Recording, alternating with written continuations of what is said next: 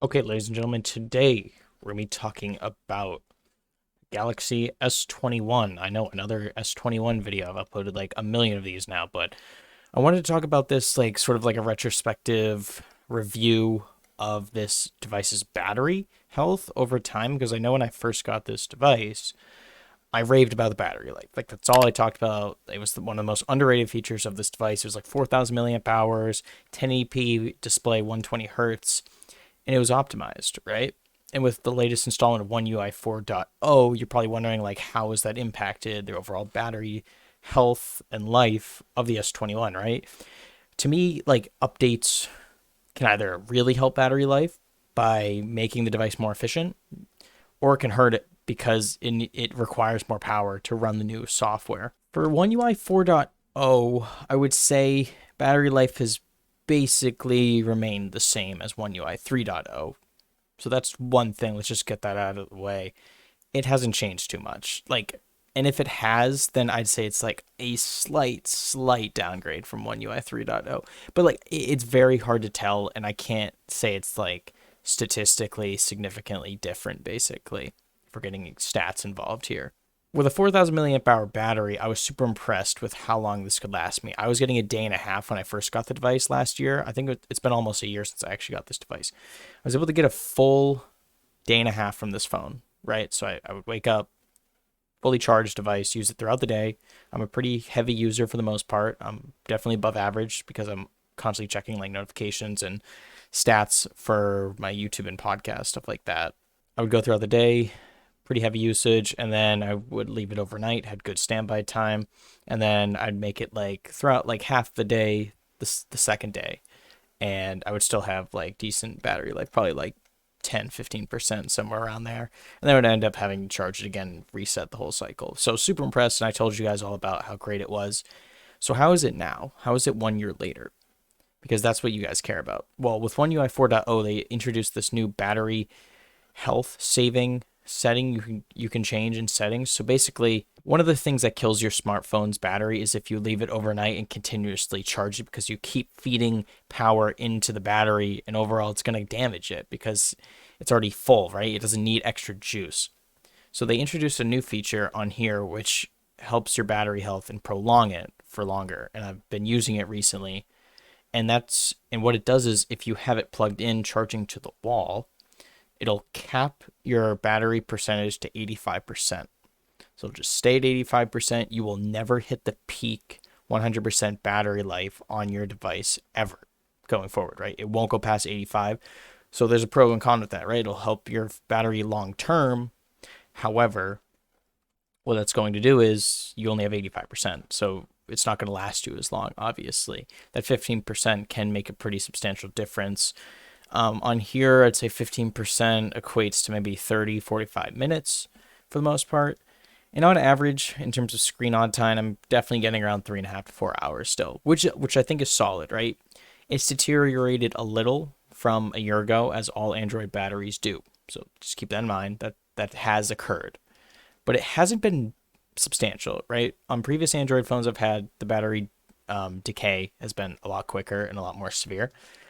On here, I've been getting decent battery life. This is a full day phone still. I think it's reduced from a day and a half to 1 day device. So I will have to recharge this thing like end late of the day. So we're talking like 11:30 midnight times, which is good, right? That's what you want out of a device at this point. Going forward, probably in the next year, if I do stick with this device, it's probably going to decay a little more, right? So maybe it's going to go from a full day phone to maybe now a 3/4 day phone, which still, I think that's really good for an Android device, right? I mean, like, Android devices, for the most part, they don't put an emphasis on battery health. And I like what Samsung's doing with the new settings that they implemented. Apple, on the other hand, really puts an emphasis on battery health. Like, that's why they have the whole battery replacement program that you can do. Like, I don't know if it's free or not. I can't remember. You can just bring your phone in and they'll swap out a new battery for you because they really want you to keep your iPhones for a long time so you don't switch over to Android. But they do also want you to keep upgrading, so that's another thing. One UI hasn't really hurt it too much, which is good. Drawn too much energy over time because I can't remember. I think it started out on One UI 2 and then got upgraded to 3 out of the box, and then now it's on 4. I think that's how it's gone. I have tweaked a couple settings to get more juice out of this thing. There are some times if I know I'm going on a trip and I don't want to bring a charger on and need it to last the whole day, I will turn on battery saving mode, which substantially increases the length of this battery life. When I say substantially, I'm saying it can turn this 1-day phone into a 2-day phone with turning on power saving mode. Hands down, it's a fact. So if you want it to last 2 days, it can do that if you turn on power saving mode. But I want the 120 hertz display.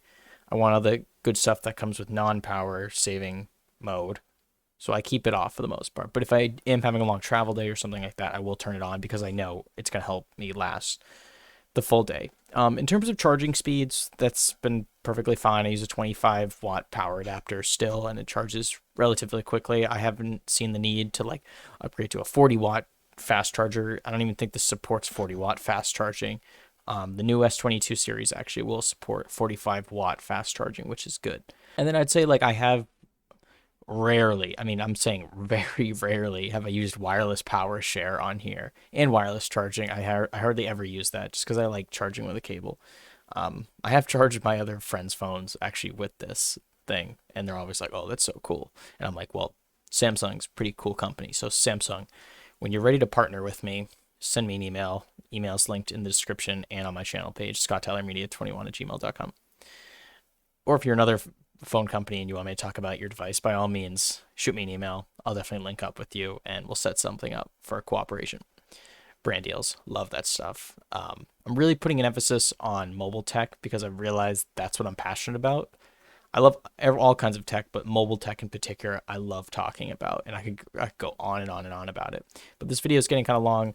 Overall, I'd say the battery health of this device 1 year later has been solid. It hasn't been bogged down by software updates, and even if you use power saving mode, it can greatly extend your battery life. And I do recommend turning on the battery health helper setting on here, which it can cap it at 85%, because honestly, I still make it through a full day with 85%. I don't need that extra 100%. Maybe if I did have that extra 15%, I could leave it overnight and not have to charge it at night. Maybe that's a plus, but honestly, who cares? I'm not using my phone overnight, so it doesn't really make any difference, to be honest. Standby time is still relatively okay. I'd still say it's not as good as when I first got the device, and it's probably not as good as iPhones in terms of standby time, but comment down below if there's any settings I can tweak to make my standby time better, because I am curious how to do that. I tried Do Not Disturb overnight. Maybe that helped a little. I'm not too sure, but that's going to be it for this video, guys. I give the battery a B+, A-. Right now, it's still good, still lasts me a decent amount of time. But subscribe, just like this video, share it with your best friend, and help me reach my goal of 1,000 subscribers. I appreciate all you guys who watch my content. Thank you so much. Peace out.